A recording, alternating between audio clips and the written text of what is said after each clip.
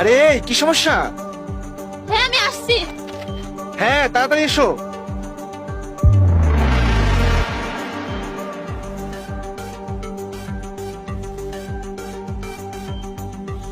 আরে ভাবি দাঁড়ান, এসব কি করছেন? জাহিদ ভাই এদিকে আসেন।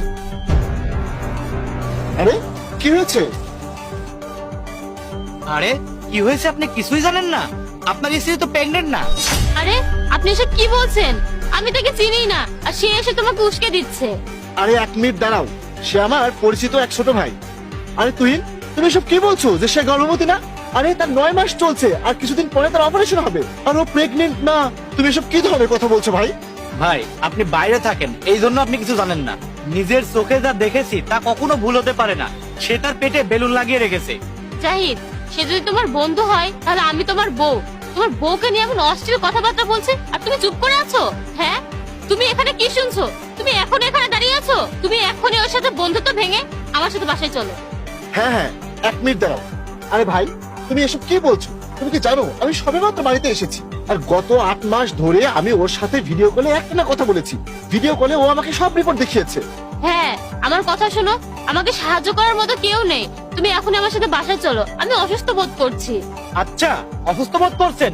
এই নাটক করা বন্ধ করুন। আপনি যখন বেলুন ফুলাচ্ছিলেন তখন আমি দাঁড়িয়ে সবকিছু দেখেছি এবং ভিডিও করে রেখেছি। কিসের ভিডিও? এই শোনো, সে আমাদের সম্পর্ক নষ্ট করার জন্য তোমাকে নকল ভিডিও দেখাতে চাচ্ছে। আমার মাথা ঘুরছে, আমি ভালো নেই। দয়া করে আমার সাথে চলো, আমাদের সন্তানেরও সমস্যা হতে পারে। চলো এখান থেকে তাড়াতাড়ি চলে যাই আমরা। ঠিক আছে, ব্যাপারটা আগে পরিষ্কার করি, দোষটা কার। তুহিন, তোমার কাছে কি ভিডিও আছে সেটা আমাকে দেখাও। আরে সে কে? তার মানে তোমার আমার প্রতি কোনো বিশ্বাস নেই? ঠিক আছে, আমি বুঝতে পেরেছি। তুমি তোমার বন্ধুত্বকে উপরে রাখছো আর তোমার বউকে নিচে নামিয়ে দিচ্ছ। আরে ভাবি, আপনার প্রতি তার বিশ্বাস ছিল, তাই আপনি তাকে 8 মাস ধরে পাগল বানিয়ে রেখেছেন। এখন আপনি চুপচাপ ফোলানো বেলুনটা বের করে দেখান, নইলে এই ভিডিওটা আমি তাকে দেখাবো। চুপচাপ বের করুন। ভাই নিজেই দেখে নিন। ও হ্যাঁ হ্যাঁ, একটা বেলুন ফেটে গেছে, এই যে এখানে পড়ে আছে। আর এই বেলুন হাতে নিয়ে কি হচ্ছে সব? তুমি আমাকে গত 8 মাস ধরে পাগল বানিয়ে রেখেছিলে। হ্যাঁ, আমি বাড়ি গিয়ে তোমার সাথে কথা বলি, আমি তোমাকে সব বলবো। রাস্তায় দাঁড়িয়ে এসব ধরনের কথা বলাটা ঠিক না। এই গত 8 মাস ধরে তুমি আমাকে মিথ্যা বলেছো। 5 দিন পরে তোমার অপারেশন হবে, আর আমি এখন এসব দেখতে পাচ্ছি। এসব তুমি কেন করলে? সবকিছু মিথ্যা ছিল। কিন্তু কেন?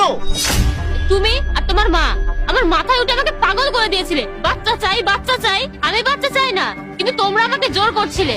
এখন সব সত্যিটা শুনতে চাও? আচ্ছা ঠিক আছে, আমি তোমাকে সব সত্যিটা বলবো। আমি তোমাকে ভালোবাসি না। আর এই বিয়ে, তাই না? এই বিয়েটা একটা চুক্তি ছিল। আমার বাবা মা খুব ভালো করে জানতেন যে আমি তোমাকে বিয়ে করতে চাই না। তার সত্ত্বেও তারা আমাকে জোর করে তোমার সাথে বিয়ে দিয়েছিল।